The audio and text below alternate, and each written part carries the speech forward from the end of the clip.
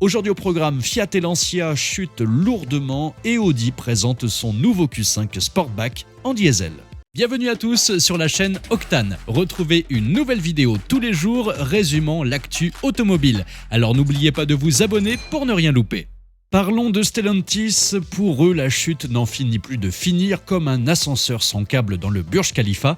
En septembre, le groupe a vu ses ventes en Europe plonger de 25% et en octobre, ça continue avec moins 17%. Peugeot tente de sauver la mise en grimpant de 12,5%. Mais pour le reste, c'est un champ de bataille.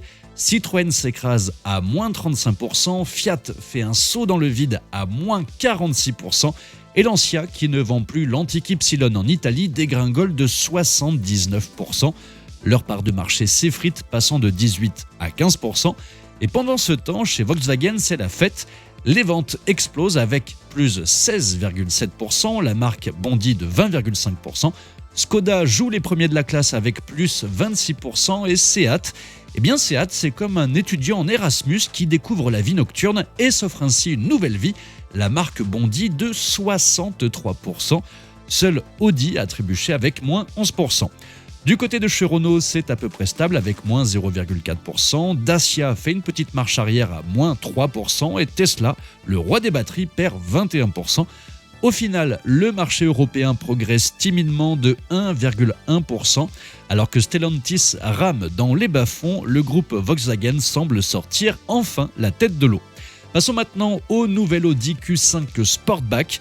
Alors comment transformer un SUV en SUV coupé? C'est simple, en gros vous prenez un SUV classique, vous rabaissez le toit comme si vous faisiez une mauvaise blague aux passagers arrière qui devront se passer de leur tête, ajoutez un soupçon de sportivité avec des jantes énormes et évidemment augmentez le prix de quelques milliers d'euros.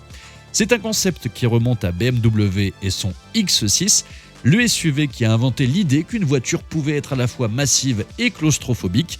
Et chez Audi, on en redemande avec ce Q5 Sportback qui reprend l'avant du dernier Q5 mais avec une silhouette plus élancée.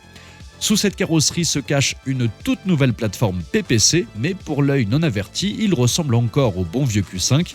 L'intérieur a été entièrement revu, mais il est sans surprise intégralement repris du Q5 avec ses 3 écrans, dont un pour le passager. Sous le capot, on trouve une hybridation légère de 48 volts. Le moteur d'entrée de gamme est un 2 litres TFSI de 204 chevaux. Mais si vous êtes du genre ambitieux, vous pouvez opter pour le SQ5 avec un V6 de 367 chevaux. Évidemment, ce dernier s'accompagne d'un malus écologique pouvant atteindre 51 000 € selon le barème de 2024. Et pour ceux qui préfèrent le diesel, Audi y a pensé avec un 2 litres TDI de 204 chevaux. Enfin, pour les plus écolos d'entre vous, 2 versions hybrides rechargeables arriveront plus tard, promettant de parcourir 80 km sans consommer une goutte de carburant. Et pour finir, le tarif, ça commence à 59 750 €, soit 2 000 € de plus qu'un Q5 standard.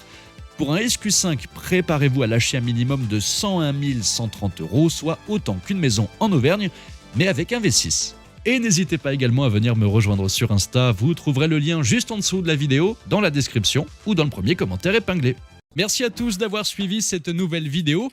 N'hésitez pas à vous abonner, à activer la cloche des notifications pour être sûr de ne rien louper, liker, partager et vous pouvez également venir nous rejoindre sur notre compte TikTok. Ciao!